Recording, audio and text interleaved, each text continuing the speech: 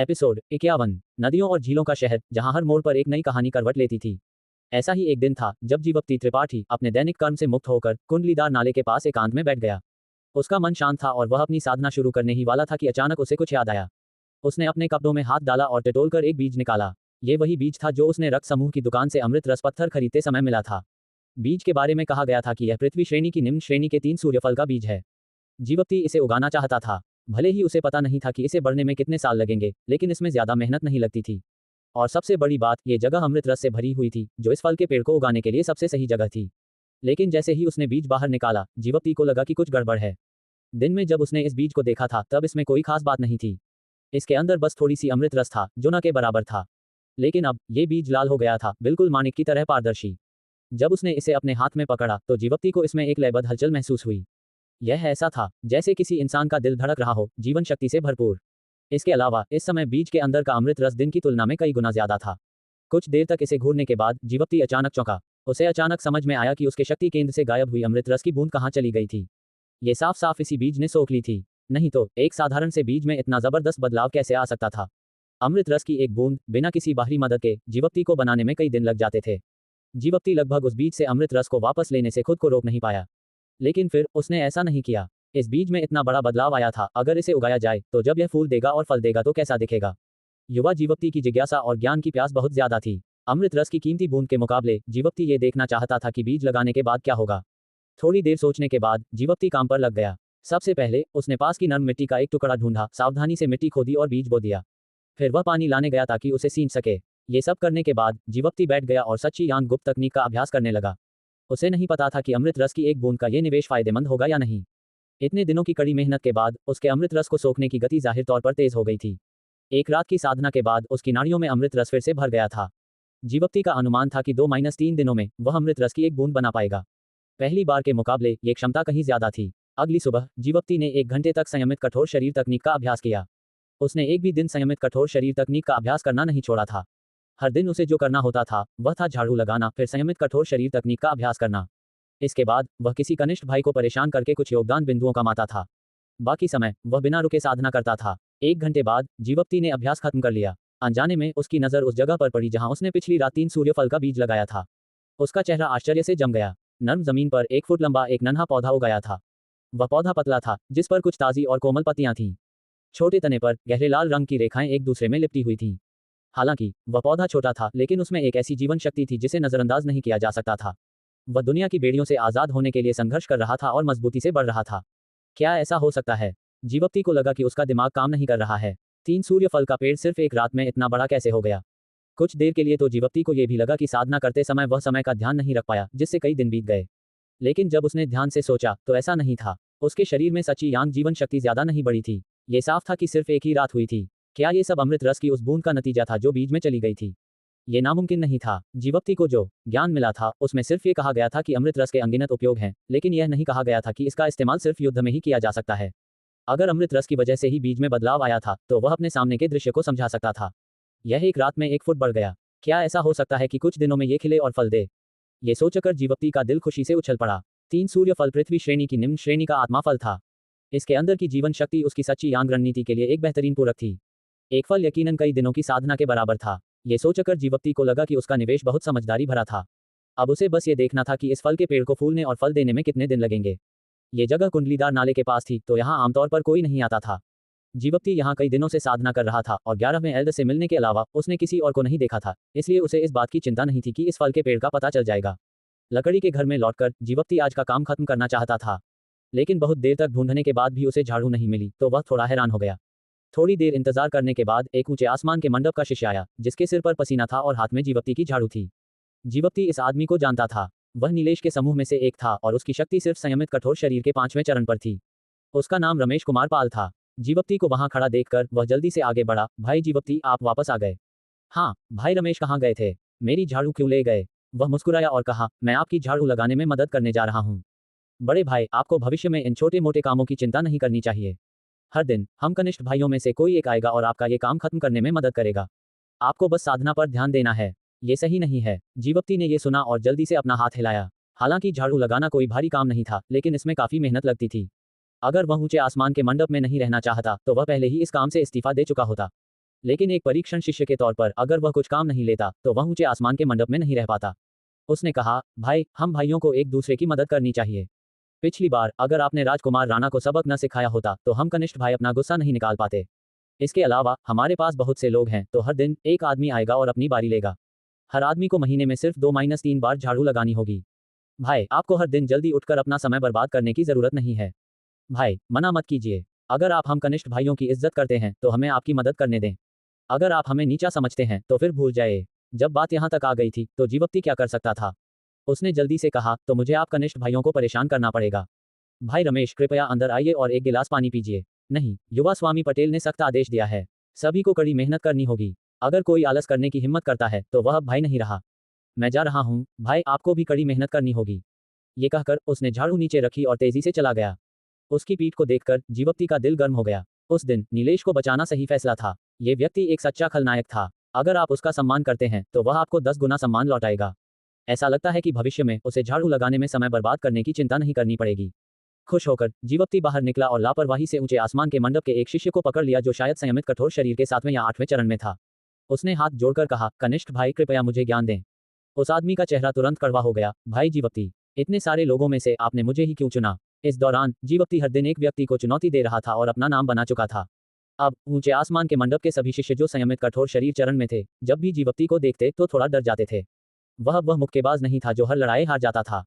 अब उसने लगातार कई दिनों तक जीत हासिल की थी और उसकी जीत बहुत साफ थी।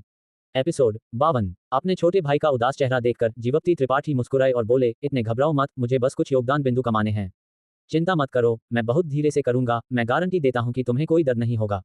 10 सांसों के समय बाद वह छोटा भाई जमीन पर गिर गया और जीवप्ती त्रिपाठी वहां से चले गए। एक पेड़ की चोटी पर खड़ी रवीना सिंह ने सब कुछ देखा। उसकी आंखें चांद की तरह पतली हो गईं और उसके चेहरे पर हल्की सी मुस्कान आ गई। अपने छोटे भाई को, जिसने लगातार 147 मैच हारे थे, धीरे धीरे मजबूत होते हुए देखकर उसे एक अजीब संतोष का एहसास हुआ। हालांकि जीवप्ती त्रिपाठी की इस प्रगति का उससे कोई लेना देना नहीं था, लेकिन 2 साल बाद रवीना सिंह को इस छोटे भाई का चुपके से अवलोकन करने की आदत हो गई थी। यह एक मूक संरक्षक की तरह था। जीवप्ती त्रिपाठी का मजबूत होना रवीना सिंह को बिना किसी कारण के खुशी दे रहा था। कुंडलीदार नाले के पास जीवप्ती त्रिपाठी अभी भी खेती कर रहे थे। 3 सूर्य फल लगाने के बाद 5 दिन बीत चुके थे और पौधा 1 फुट दूर की ऊंचाई तक बढ़ गया था। लगभग हर दिन इसमें बड़े बदलाव हो रहे थे। इस समय 3 सूर्य फल का पेड़ हवा में झूल रहा था। 3 चमकीले लाल फूल खिल रहे थे और शायद कुछ ही दिनों में फल लग जाएंगे। तब जीवप्ती त्रिपाठी अपनी इच्छा के अनुसार खा सकेंगे। पिछले कुछ दिनों में जीवप्ती त्रिपाठी की खेती काफी सफल रही थी। उन्होंने अपने शक्ति केंद्र में अमृत रस की एक बूंद संघनित कर ली थी और उनकी सच्ची आंख गुप्त तकनीक और अधिक परिष्कृत हो गई थी। फर्श साफ करने का दैनिक काम किसी और को दिया गया था, इसलिए जीवप्ती त्रिपाठी के पास खेती के लिए बहुत अधिक समय था। पिछले कुछ दिनों में जीवप्ती त्रिपाठी तूफान घर की गतिविधियों के बारे में भी पूछताछ कर रहे थे। आखिर उसने राजकुमार राणा और धीरज पाठक को मार डाला था, इसलिए ये गारंटी देना मुश्किल था कि उसे कोई परेशानी नहीं होगी। लेकिन जिस बात ने जीवप्ती त्रिपाठी को राहत महसूस करवाई वह ये थी कि तूफान घर ने कोई हरकत नहीं की थी। ऐसा लग रहा था कि रेशमा ने उसके साथ विश्वासघात नहीं किया था। यह महिला अभी भी भरोसेमंद थी। पहले महीने का 8वां दिन आ गया था और अंत में योगदान बिंदुओं की गणना करने का समय आ गया था। पिछले महीने के 8वें दिन उसने बस अधिक सुनहरा कंकाल प्राप्त किया था। उस समय वह केवल संयमित कठोर शरीर के 3रे चरण पर था। सिर्फ 1 महीने में वह पहले से ही संयमित कठोर शरीर के 8वें चरण तक पहुंच गया था। इस तरह की खेती की गति दुनिया में किसी से पीछे नहीं थी। यहां तक कि तथाकथित स्वर्गीय प्रतिभाशाली भी गोलियों की मदद से इस तरह की गति हासिल नहीं कर पाते थे। योगदान मंडप में प्रवेश करने के बाद काउंटर के पीछे बैठे कोषाध्यक्ष अनीश ने अचानक अपनी आंखें पतली कर लीं और आश्चर्य से जीवप्ती त्रिपाठी को देखा। उसने उसे कई दिनों से नहीं देखा था, लेकिन जीवप्ती त्रिपाठी की ताकत बहुत बढ़ गई थी। कोषाध्यक्ष अनीश का आश्चर्य केवल एक पल तक चला, फिर वह शांत हो गए। वह कोई अज्ञानी व्यक्ति नहीं था, इसके विपरीत उसकी दृष्टि ऊंचे आसमान के मंडप में किसी से भी कहीं अधिक थी, इसलिए भले ही जीवप्ती त्रिपाठी की ताकत बहुत बढ़ गई थी, वह आश्चर्यचकित नहीं हुआ। उसने ऐसे कई लोगों को देखा था जो अपनी जवानी में बहुत चमके थे, लेकिन अंत में कुछ भी नहीं पाए। कोषाध्यक्ष अनीश, जीवप्ती त्रिपाठी ने अभिवादन किया। तुम व्यापार करने आए हो? बूढ़े आदमी अनीश ने उसे मापते हुए कहा। हाँ, इस महीने मेरे पास 59 योगदान बिंदु हैं, है ना? फर्श साफ करने से उसे 10 अंक मिले और हर दिन एक व्यक्ति को हराने से उसे 2 अंक मिले। इस महीने 3 दिन ऐसे थे जब जीवप्ती त्रिपाठी संप्रदाय में नहीं थे। कुल मिलाकर उसने 27 लड़ाइयां लड़ी थी, लेकिन पिछली बार जब वह संप्रदाय में नीलेश के साथ पी रहा था तो उसे अंधेरे हॉल के एक शिष्य ने रंगे हाथों पकड़ लिया था, इसलिए 5 अंक काट लिए गए थे। तो कुल मिलाकर उसके पास 59 योगदान बिंदु थे। बुरा नहीं, तुम क्या व्यापार करना चाहते हो? 29 मृत जेडी वृक्ष घास, 30 3 पत्ती वाला अराजकता आत्मा फूल। सामग्रियों की कमी के कारण धूपदान का उपयोग कई दिनों से नहीं किया गया था। इस चीज का जीवन शक्ति की खेती के लिए कोई उपयोग नहीं था, लेकिन संयमित कठोर शरीर के लिए इसके बहुत लाभ थे। बूढ़े आदमी अनीश ने एक गहरी अभिव्यक्ति के साथ उसे देखा, फिर पीछे के हॉल में चला गया। फिर उसने वे चीजें निकाली जिनकी जीवप्ती को जरूरत थी और उन्हें बाहर ले आया। जीवप्ती त्रिपाठी उन्हें लेने के लिए हाथ बढ़ाने ही वाले थे, लेकिन कोषाध्यक्ष अनीश ने उन्हें वापस ले लिया और मुस्कुराते हुए पूछा, छोटे जीवप्ती त्रिपाठी, क्या तुम मुझे बता सकते हो कि तुमने पिछली बार काले हवा की पहाड़ी श्रृंखला में क्या खाया था? वह अभी भी जीवप्ती त्रिपाठी के इस संयोग में रुचि रखते थे। जीवप्ती त्रिपाठी ने बेतुकी बातें कही, मुझे नहीं पता, वह सिर्फ एक लाल फल था। मैंने भूख लगने पर उसे खा लिया। लाल फल, लाल फल। बूढ़ा आदमी अनीश गहरी सोच में डूब गया, लेकिन वह एक संबंधित आत्मा फल के बारे में सोच नहीं पाया। कुछ देर बाद कोषाध्यक्ष अनीश ने सिर हिलाया, भूल जाओ, लेकिन तुम अपने मज्जा शोधन गोलियों के लिए योगदान बिंदु बचाना नहीं चाहते। अतीत में जीवप्ती त्रिपाठी को हर छोटे योगदान बिंदु को खर्च करने में बहुत सावधान रहना पड़ता था, लेकिन अब वह बहुत उदार थे। इस महीने के योगदान बिंदु अभी उसके खाते में आए थे, इसलिए उन सभी को खर्च करना उसके स्वभाव के विपरीत था। जीवप्ती त्रिपाठी मुस्कुराए, मैं उन्हें बदलूंगा नहीं। केवल कड़ी मेहनत करके ही मैं मजबूत हो सकता हूँ। एक गोली पर अपनी उम्मीदें लगाना मेरी दूरदर्शिता की कमी थी। ये सुनकर कोषाध्यक्ष अनीश ने उसे गहराई से देखा और मुस्कान के साथ सिर हिलाया, बुरा नहीं, बुरा नहीं। मुझे उम्मीद नहीं थी कि तुम इसे इतनी स्पष्ट रूप से देख पाओगे। छोटे जीवप्ती त्रिपाठी, मैं तुम्हें एक सलाह दूंगा। कृपया बोलें, कोषाध्यक्ष अनीश। कड़ी मेहनत करो, अपने संयोग को बर्बाद मत करो। शिष्य समझ गया। योगदान मंडप छोड़ने के बाद जीवप्ती त्रिपाठी कुंडलीदार नाले की ओर दौड़े। धूपदान को बुलाकर और जड़ी बूटियां उसमें डालकर जीवप्ती त्रिपाठी ने कुंडलीदार नाले के पास अपने मुके और लात का अभ्यास करना शुरू कर दिया। एक परिचित दबाव महसूस हुआ, लेकिन ये दबाव ऐसा नहीं था जिसे जीवप्ती त्रिपाठी अपनी वर्तमान ताकत से सहन कर सकते थे। थोड़ी देर बाद वह पहले ही हाँफ रहा था और थका हुआ था, लेकिन उसने हार नहीं मानी। इसके बजाय उसने अभ्यास करना जारी रखा, धीरे धीरे अपने मुक्कों और लात को खोलना शुरू किया। हर हलचल बहुत मुश्किल और अस्पष्ट थी। उसकी शारीरिक ताकत एक बांध से रिस रही बाढ़ की तरह थी और उसका दिमाग भी सुस्त और थका हुआ था। थोड़ी देर बाद जीवप्ती त्रिपाठी और सहन नहीं कर सके और जमीन पर गिर गए। उसने खुद को बैठने के लिए मजबूर किया और सच्ची यांग गुप्त तकनीक को प्रसारित करना शुरू कर दिया, अपनी शारीरिक और मानसिक ताकत को ठीक करते हुए। मूल रूप से जीवप्ती त्रिपाठी ने सोचा था कि धूपदान का जीवन शक्ति की खेती पर कोई प्रभाव नहीं पड़ता, लेकिन अब उन्होंने पाया कि वह गलत थे। अजीब सुगंध के प्रभाव में उसकी मेरिडियन में अमृत रस का संचलन जंजीरों में बंधा हुआ लग रहा था। ये बहुत धीमा था, इंच इंच करके बह रहा था, जिससे लोगों को असहाय महसूस होता था। अजीब सुगंध ने सच्ची यांग जीवन शक्ति के संचलन में बाधा डाली, जिससे उसकी वर्तमान खेती की दक्षता बहुत कम हो गई। जीवप्ती त्रिपाठी धूपदान को वापस लेने की जल्दी में नहीं थे, लेकिन उन्होंने इसे और अधिक महसूस करने का फैसला किया। उन्हें लगा कि धूपदान में केवल संयमित कठोर शरीर का प्रभाव नहीं है। ये चीज अतुलनीय रूप से अद्भुत थी और यह कुछ ऐसा नहीं था जिसे वह इस समय भेद सकता था। धूपदान की मदद से जीवप्ती त्रिपाठी का शरीर दिन ब दिन मजबूत होता गया, लेकिन सच्ची यांग गुप्त तकनीक की खेती में बहुत देरी हुई और अमृत रस को अवशोषित करने की गति बहुत कम हो गई। 2-3 दिनों की खेती के बाद उसके शरीर में सच्ची यांग जीवन शक्ति ज्यादा नहीं बढ़ी। क्या ऐसा हो सकता है कि धूपदान केवल जीवन शक्ति की खेती में बाधा डालता है? 2-3 दिनों तक प्रयोग करने के बाद जीवप्ती त्रिपाठी थोड़ा हतोत्साहित महसूस कर रहे थे। अगर ऐसा सच में था, तो धूपदान का मूल्य बहुत कम हो जाएगा। कोई और विकल्प न होने पर जीवप्ती त्रिपाठी ने धूपदान को वापस लेने का फैसला किया जब वह ठीक हो गए, ताकि यह उनके शरीर में जीवन शक्ति के संचलन को प्रभावित न करे और बिना किसी कारण के ठीक होने के समय को न बढ़ाए। थकान के एक और दौर के बाद जीवप्ती त्रिपाठी ने धूपदान को गूढ़काली पुस्तक में रख दिया। सच्ची यांग गुप्त तकनीक का प्रसार करते हुए जीवप्ती त्रिपाठी की अभिव्यक्ति अचानक बदल गई और उन्होंने सावधानी से इसे महसूस किया। कुछ देर बाद जीवप्ती त्रिपाठी के मुंह पर एक मुस्कान आ गई। उन्होंने पाया कि उनके शरीर में सच्ची यांग जीवन शक्ति का संचलन 2 दिन पहले की तुलना में थोड़ा तेज था। जीवन शक्ति का संचलन जितना तेज होगा, अमृत रस का अवशोषण उतना ही तेज होगा। अगर ये लड़ाई में होता, तो विस्फोटक शक्ति बहुत मजबूत होगी।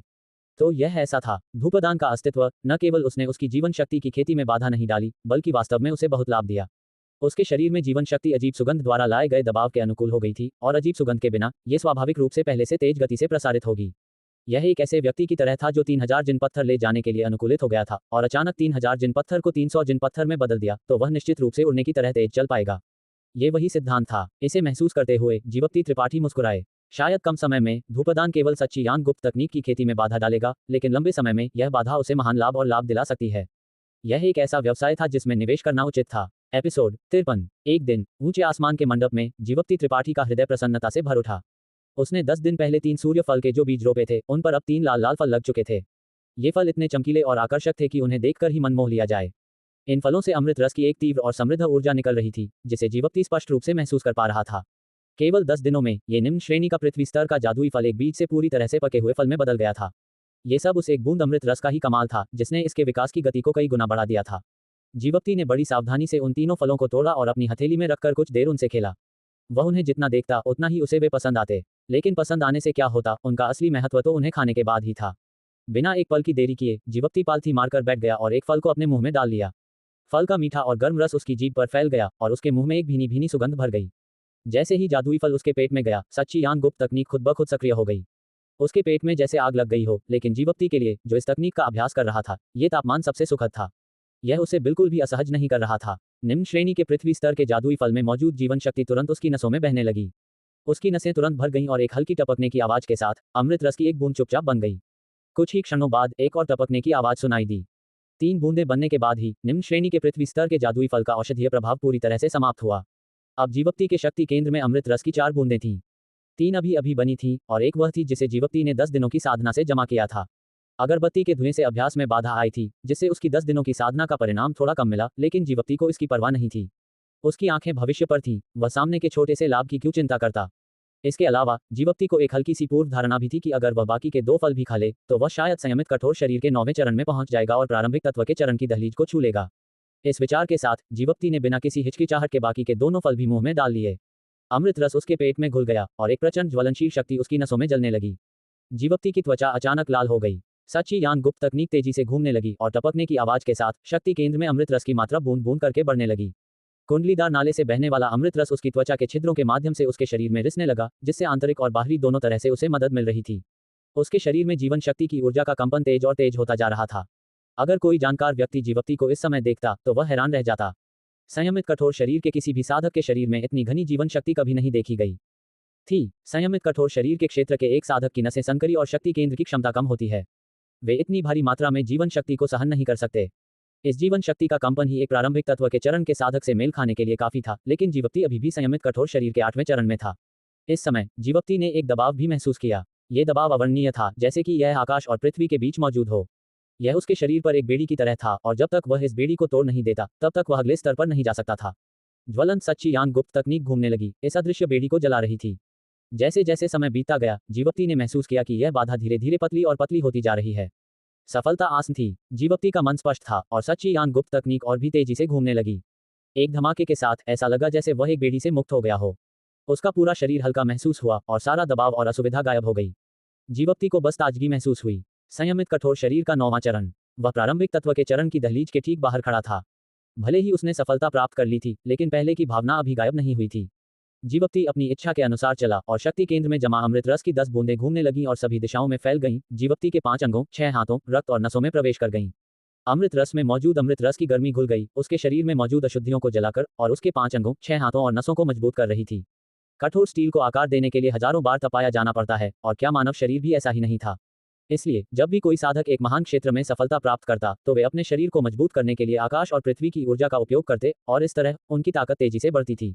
जीवप्ती ने इस बार सिर्फ एक छोटे से क्षेत्र में सफलता प्राप्त की थी, इसलिए उपयोग करने के लिए आकाश और पृथ्वी की कोई अतिरिक्त ऊर्जा नहीं थी, लेकिन उसके शरीर में मौजूद अमृत रस का प्रभाव समान था। काफी देर बाद जीवप्ती ने धीरे धीरे अपनी आंखें खोलीं। वह महसूस कर सकता था कि इस सफलता ने उसे बहुत प्रगति दी थी। केवल ताकत के मामले में यह सफलता से पहले की तुलना में अब कहीं ज्यादा थी। अगर वह अब राजकुमार राणा और धीरज पाठक से मिलता, तो जीवप्ती को पूरा यकीन था कि वह अमृत रस का उपयोग किए बिना भी उन्हें आसानी से मार सकता था। ताकत में वृद्धि के अलावा जीवप्ती ने सफलता के समय एक अवधारणा की एक झलक भी महसूस की, लेकिन ये चीज इतनी रहस्यमय थी कि वह इसे अभी समझ नहीं सका। वह केवल भविष्य में सफलता प्राप्त करने तक प्रतीक्षा कर सकता था ताकि इसे महसूस कर सके। उसकी नसें सच्ची यान जीवन शक्ति से भरी थीं, लेकिन शक्ति केंद्र खाली था। सावधानी से महसूस करते हुए जीवप्ती का चेहरा अचानक उदास हो गया। इतने दिनों की कड़ी मेहनत सब एक ही पल में चली गई। 3 सूर्य फल से बनी अमृत रस की बूंदें, साथ ही एक बूंद जो उसने पहले जमा की थी, कुल मिलाकर 10 बूंदें थीं। अब एक भी बूंद नहीं बची थी। सब कुछ सफलता के समय उसके शरीर में रिस गया था। भले ही उसके शरीर को बहुत फायदा हुआ था, लेकिन अमृत रस चला गया था। लेकिन इससे कोई फर्क नहीं पड़ता। जब तक उसके पास पैसा था, तब तक अमृत रस प्राप्त करना बहुत आसान था। उसे बस कुछ यान गुण वाले कीमती खजाने खरीदने थे और उन्हें सीधे अवशोषित करना था। अब एकमात्र समस्या ये थी कि जीवप्ती बहुत गरीब था। राजकुमार राणा और धीरज पाठक को मारने से जो सामान उसे मिला था, उसके अलावा उसके पास कुछ भी मूल्यवान नहीं था। एक जगह बैठकर सोचते हुए जीवप्ती के मन में अचानक एक विचार आया। वह उन कीमती खजानों को नहीं खरीद सकता था, लेकिन क्या वह बीज भी नहीं खरीद सकता था?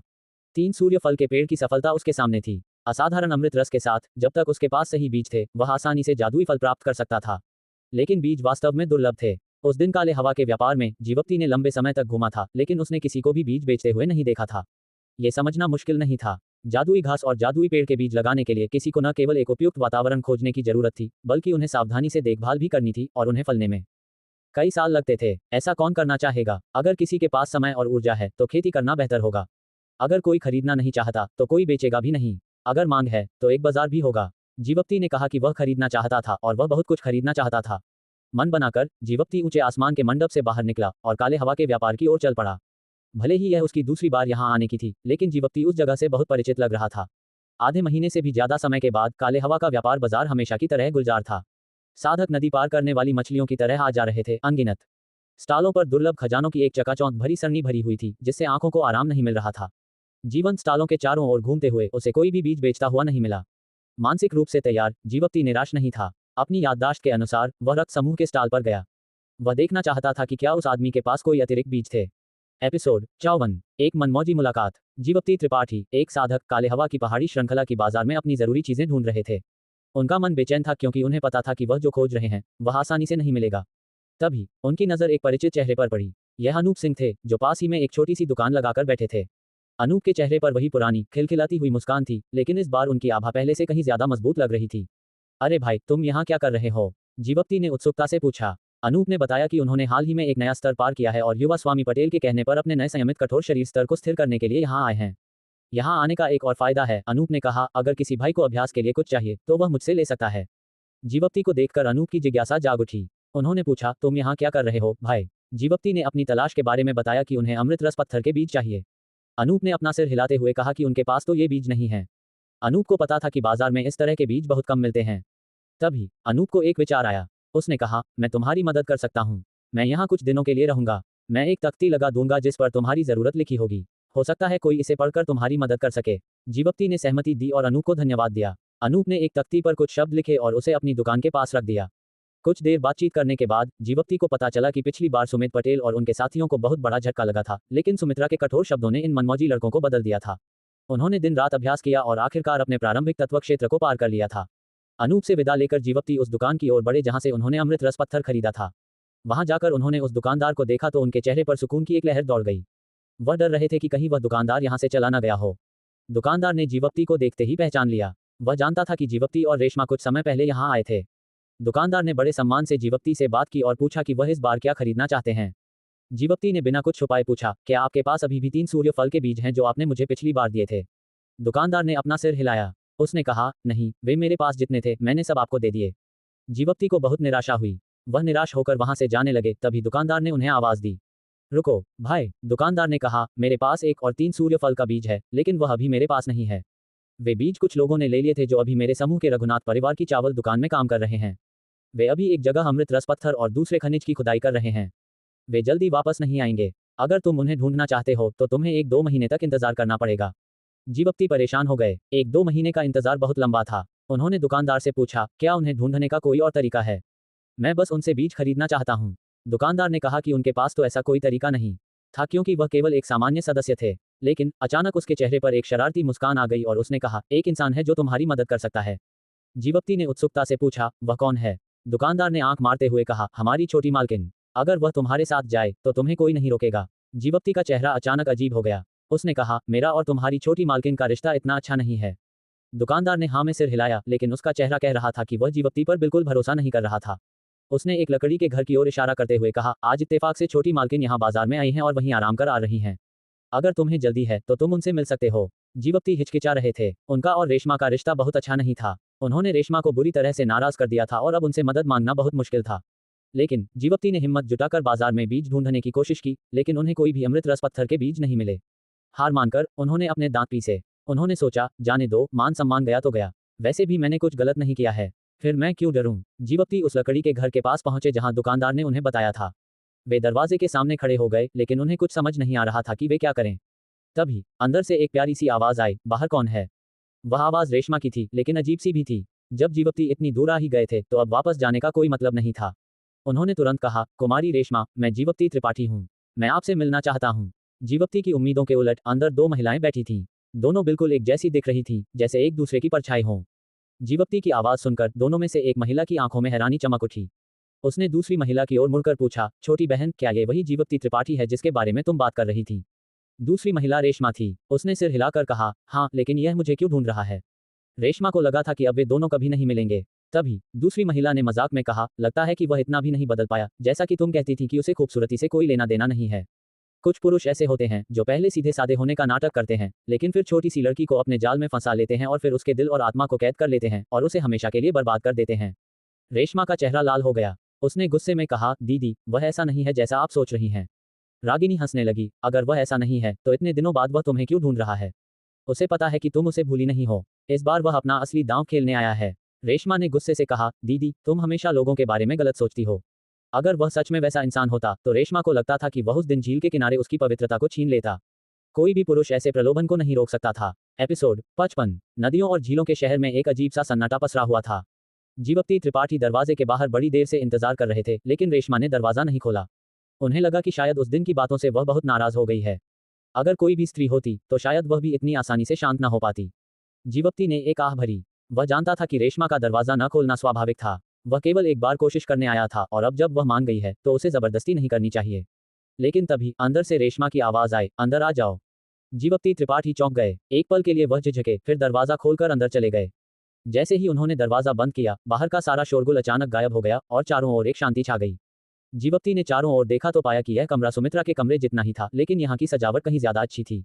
सुमित्रा का कमरा खाली था, जैसे वह खुद बिल्कुल शांत और नीरस। लेकिन यहाँ एक मेज, दो कुर्सियां और एक खुशबूदार बिस्तर भी था। बिस्तर पर एक गुलाबी रंग का पर्दा लगा हुआ था जो टिड्डी के पंखों जितना पतला था। बिस्तर पर एक छोटा सा तकिया भी था और पूरे कमरे में एक लड़की की मीठी खुशबू फैली हुई थी। ये जगह और सुमित्रा की दुनिया दो बिल्कुल अलग दुनिया थी। मेज पर रागिनी एक मनमोहक मुस्कान के साथ बैठी थी। उनका चेहरा जीवप्ती त्रिपाठी की ओर था। उनकी मनमोहक आंखें कोमल और सुंदर थीं और वह एक अजीब से भाव से उन्हें घूर रही थी। उनके होठों पर एक ऐसी मुस्कान थी जिसका मतलब समझ पाना मुश्किल था और उनके गालों पर लाली छाई हुई थी। ये सब मिलकर उन्हें बहुत आकर्षक बना रहा था। उनकी कोमल दूधिया भुजाएं खुली हुई थीं, जो किसी बच्चे की त्वचा की तरह सफेद और पारदर्शी लग रही थीं। उन्होंने लकड़ी की चप्पलें पहन रखी थीं, जिनसे उनके छोटे छोटे और सुंदर पैर दिखाई दे रहे थे। ये पता नहीं चल पा रहा था कि उन्होंने अपने पैरों के नाखूनों पर क्या लगाया था, लेकिन उनका रंग गहरा बैंगनी था, जो एक अलग ही जंगली आकर्षण बिखेर रहा था। जीवप्ती त्रिपाठी ने उन्हें देखा और उनका दिल जोर से धड़का। वह समझ नहीं पा रहे थे कि रेशमा आज इतनी मनमोहक क्यों लग रही थी। पिछली बार जब उन्होंने उन्हें देखा था तब से वह कहीं ज्यादा आकर्षक लग रही थी, लेकिन उनकी मुस्कान ने जीवप्ती को अजीब महसूस कराया, जैसे वह उनका मजाक उड़ा रही हो।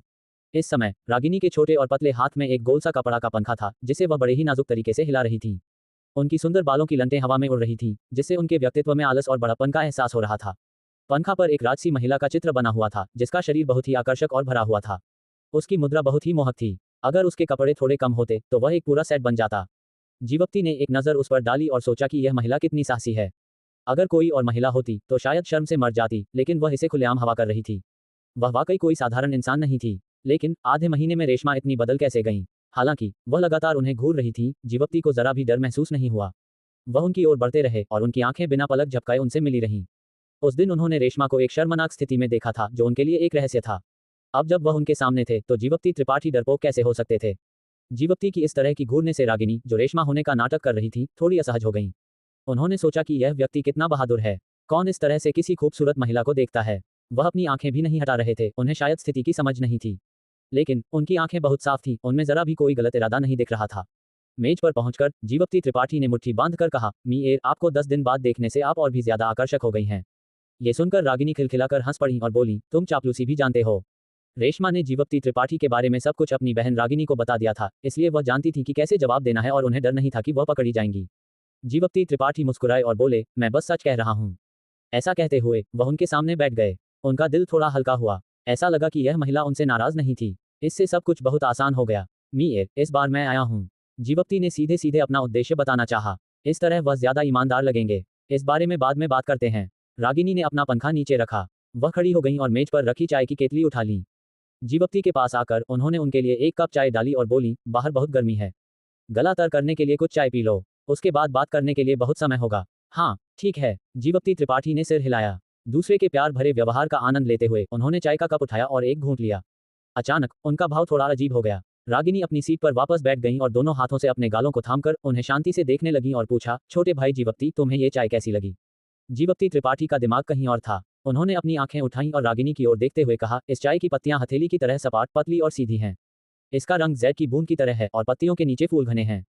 यह एक उच्च गुणवत्ता वाला उत्पाद है। रागिनी हैरान रह गईं। वह पूरी तरह से आश्चर्यचकित होकर जीवप्ती त्रिपाठी की ओर देखने लगीं और पूछा, तुम जानते हो? वह खुद भी नहीं जानती थी, वह बस इसे पीती थी। उन्हें नहीं लगा था कि जीवप्ती इसे इतनी स्पष्टता से बता पाएंगे। वह हैरान क्यों नहीं होती? जीवप्ती त्रिपाठी ने सिर हिलाया, मैं थोड़ा जानता हूँ, लेकिन इसमें माहिर नहीं हूँ। तो तुम्हें मेरी इस चाय की तुलना में ये कैसी लगी? रागिनी ने जीवप्ती त्रिपाठी की ओर देखा। उनकी सांस ऑर्किड जैसी थी। हालांकि उनके बीच एक मेज थी, जीवप्ती उनकी सांस को महसूस कर सकते थे। यह एक पहाड़ी धारा की तरह मीठी थी, 100 साल पुरानी शराब की तरह साफ थी और एक समृद्ध स्वाद छोड़ रही थी। बिना किसी कारण जीवप्ती त्रिपाठी को अचानक अपनी सांस तेज होती महसूस हुई। उनका खून धीरे धीरे उबलने लगा और वह लगभग बोल ही पड़े, चाय एक अच्छे इंसान के लिए बेहतर होती है। हे, रागिनी खिलखिलाकर हंसी, उनकी छाती कांप रही थी। जीवप्ती त्रिपाठी की आंखें उन बड़े बड़े स्तनों पर टिकी हुई थीं। उनकी गर्दन में हलचल मच गई। रागिनी ने जानबूझकर उस कपड़े के पंखे को उठाया, जिससे उनकी छाती का सुंदर दृश्य छिप गया। हालांकि उन्होंने जानबूझकर उस कम कपड़े वाली महिला का चित्र उनकी ओर घुमाया।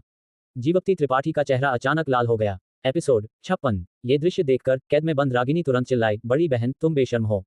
पर उसकी चीखें भला कौन सुनता। वह इतनी बेचैन थी कि उसके शरीर से पसीने की बूंदें टपक रही थीं, पर वह कुछ भी नहीं कर पा रही थी।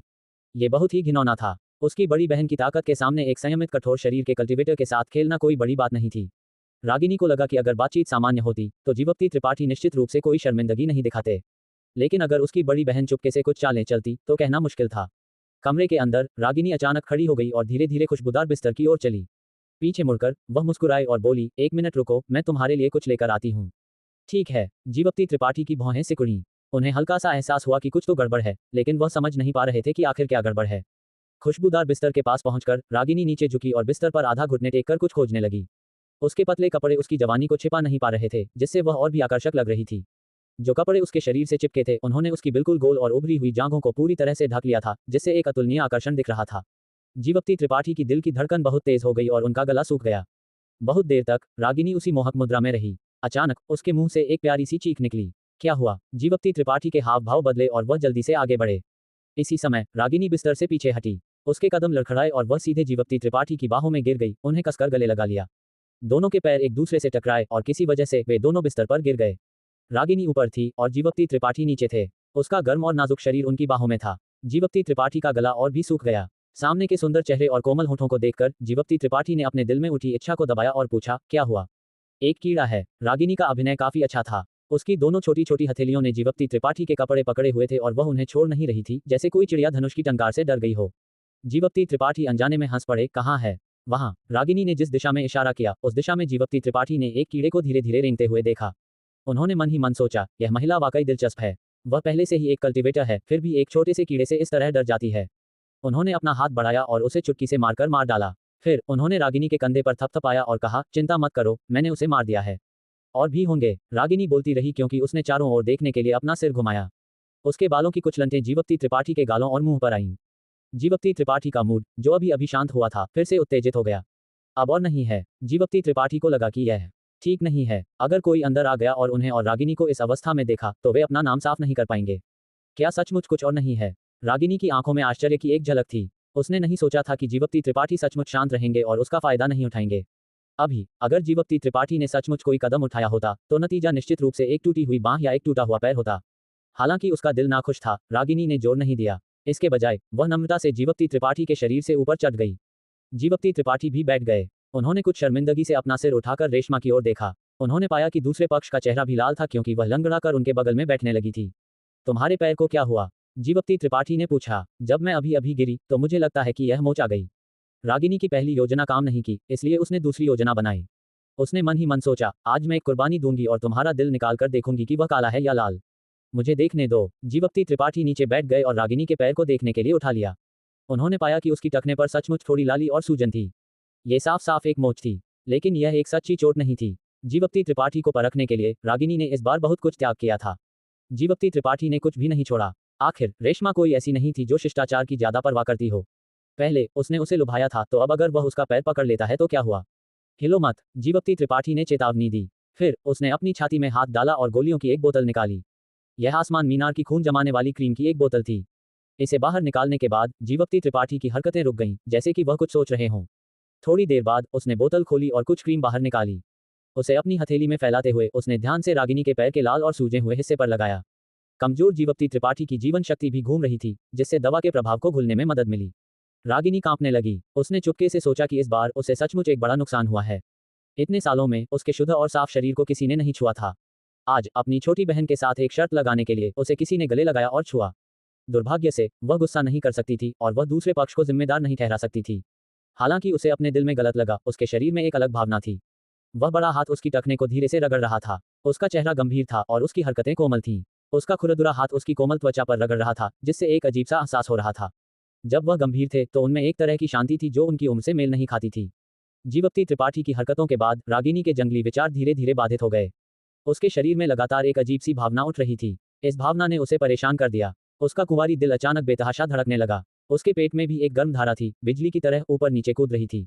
वह अपनी टांगों को एक साथ कसने लगी। उसे डर था कि अगर उसने अपनी टांगों को एक साथ नहीं कसा तो वह गर्म धारा बाहर निकल जाएगी। जीवप्ती त्रिपाठी। रागिनी के मुंह से एक अजीब आवाज निकली। इस पल वह इतनी शर्मिंदा थी कि वह अपना चेहरा नहीं दिखा सकती थी। उसने कभी नहीं सोचा था कि वह एक दिन ऐसी आवाज निकालेगी। हाँ, जीवप्ती त्रिपाठी ने सिर उठाया और रागिनी की पानी भरी आंखों को अपनी ओर घूरते हुए देखा। उसके चेहरे पर कोई और रंग नहीं था, केवल एक लालिमा थी। क्या तुम कुछ और करना चाहते हो? रागिनी ने अपने लाल होठों को काटा और एक अंतिम जवाबी हमला किया। अगर जीवप्ती त्रिपाठी सहमत हो जाते तो वह अपनी सभी वर्तमान भावनाओं को छोड़ सकती थी और पूरी तरह से पीछे हट सकती थी। इसके अलावा वह जीवप्ती त्रिपाठी को आसानी से नहीं जाने देती। क्या वह सहमत होंगे? रागिनी घबराई हुई थी। उसे उम्मीद थी कि वह सहमत होंगे और उसे मुक्त करेंगे, लेकिन उसे ये भी उम्मीद थी कि वह मना कर देंगे। इससे ये साबित होता कि उसकी छोटी बहन ने कोई गलती नहीं की और उसने भी कोई गलती नहीं की। इस तरह के तनाव और संघर्ष ने उसके दिल को बहुत हिचकिचाने पर मजबूर कर दिया। रागिनी चिंतित थी, लेकिन कैद में बंद रेशमा क्यों चिंतित नहीं होती? इस पल उसने भी अपनी बेकार की चीखों को रोक दिया और जीवप्ती त्रिपाठी को ध्यान से देखा। वह नहीं जानती थी कि वह किस तरह का जवाब देंगे। जीवप्ती त्रिपाठी ने रागिनी को सीधे घूरा, मानो वह उसमें रुचि रखते हों। रागिनी का दिल उसके गले में आ गया। डर था कि जीवप्ती त्रिपाठी हाँ कह देंगे। अचानक जीवप्ती त्रिपाठी हल्के से मुस्कुराए और धीरे धीरे खून जमाने वाली क्रीम को वापस रख दिया। उन्होंने उसे गंभीरता से अपनी जेब में रखा। मिस जीवप्ती त्रिपाठी बुदबुदाए। हाँ, रागिनी इतनी घबराई हुई थी कि उसने ध्यान नहीं दिया कि जीवप्ती त्रिपाठी ने उसे जिस तरह से संबोधित किया था उसमें बदलाव आया था। खून जमाने वाली क्रीम जो मैंने अभी तुम्हें दी वह मेरी सबसे कीमती चीजों में से एक है। हालांकि इसका मूल्य ज्यादा नहीं है, यह उन गर्मजोशी का सबूत है जो मैंने पिछले कुछ सालों में महसूस की है। तुम्हारा क्या मतलब है? रागिनी दंग रह गई। उसने उनसे पूछा कि क्या वह इसे चाहते हैं या नहीं। उन्होंने यह उससे क्यों कहा?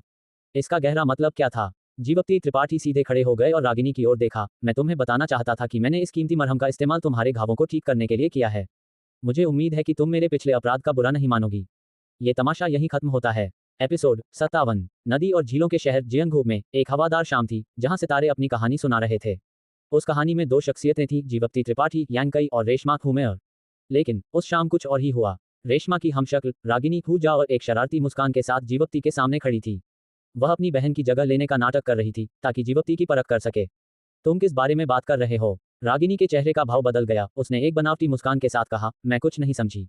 क्या उसने जान लिया कि वह अपनी बहन नहीं है? यह असंभव था। वह तो केवल संयमित कठोर शरीर बॉडी टेम्परिंग के 9वें स्तर पर था। वह एक प्रतिष्ठित जीवन शक्ति युआनची के मालिक की चाल को कैसे देख सकता था?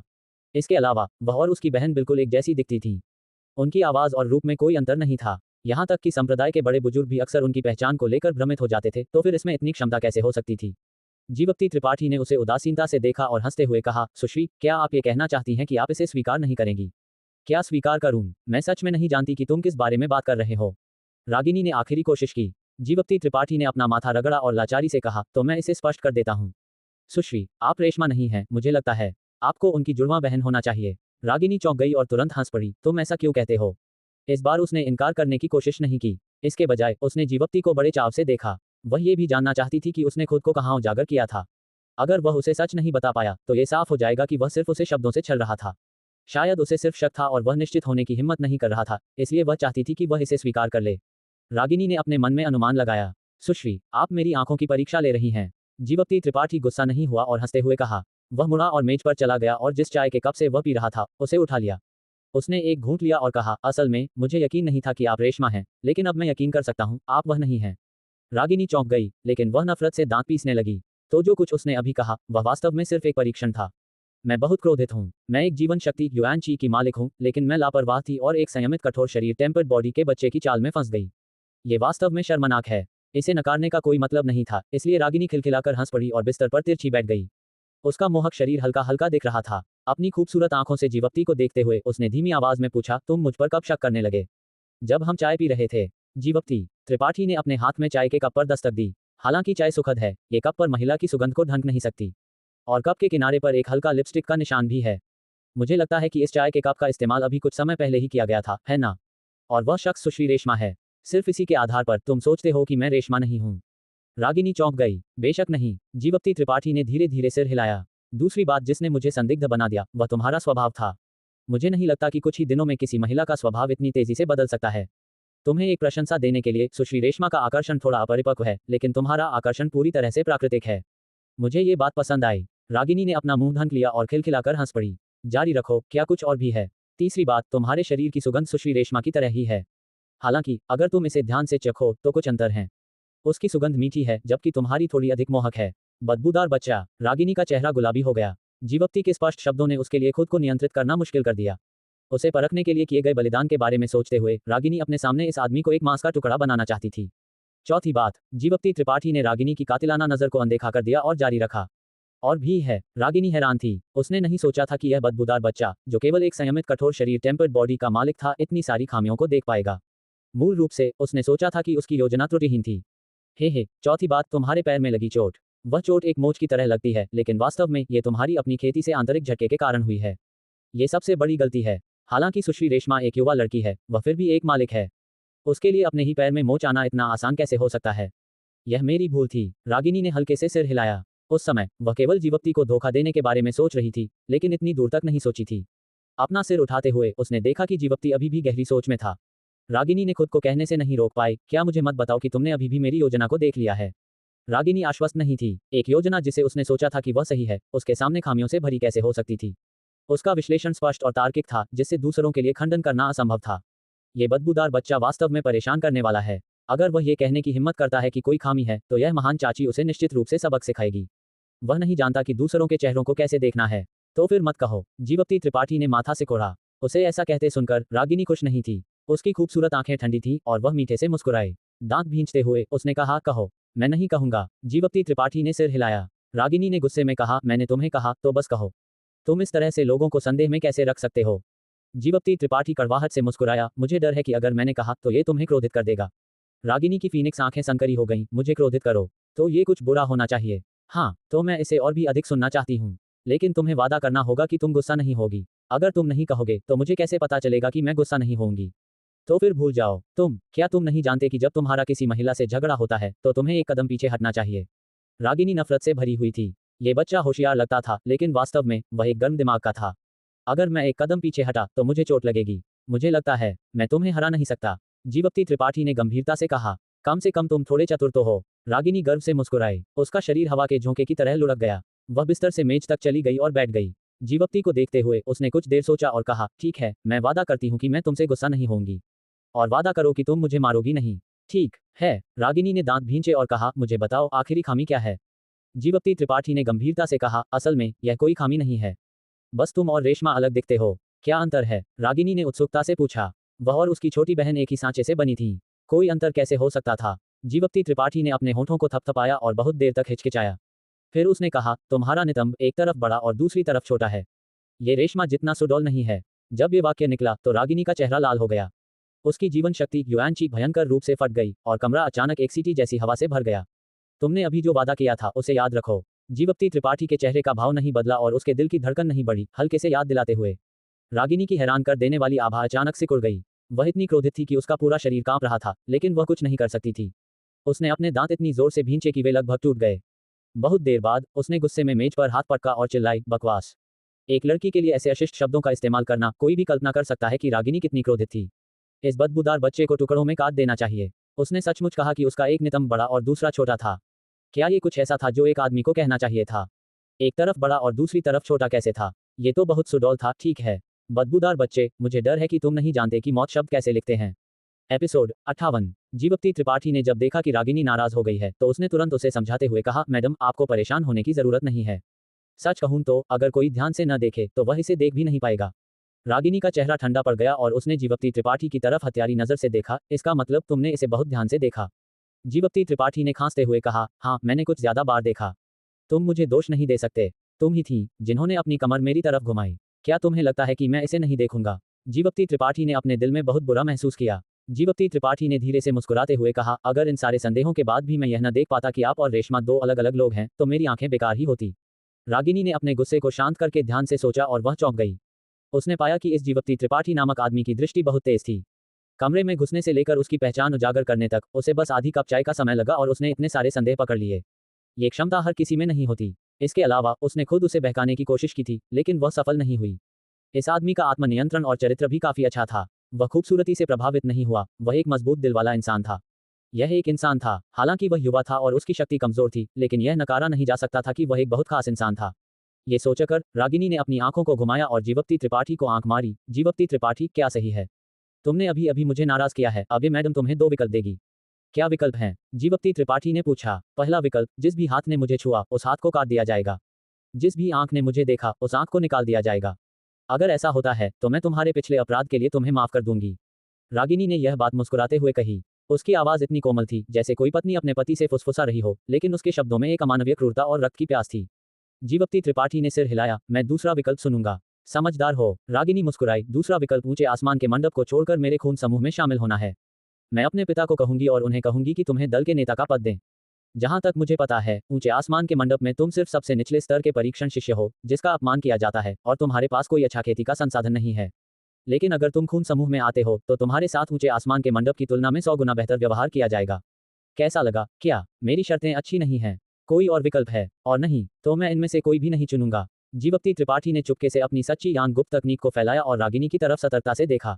क्या तुम मुझे मजबूर कर रहे हो? रागिनी ने खिल्ली उड़ाई। मुझे नहीं लगता कि आप सच में लड़ाई करेंगी। ये खून समूह नहीं है। अगर थोड़ी सी भी लड़ाई की खबर फैलती है तो ऊंचे आसमान के मंडप के शिष्य भी जांच करने के लिए आएंगे। उस समय आप भी मुसीबत में पड़ जाएंगी।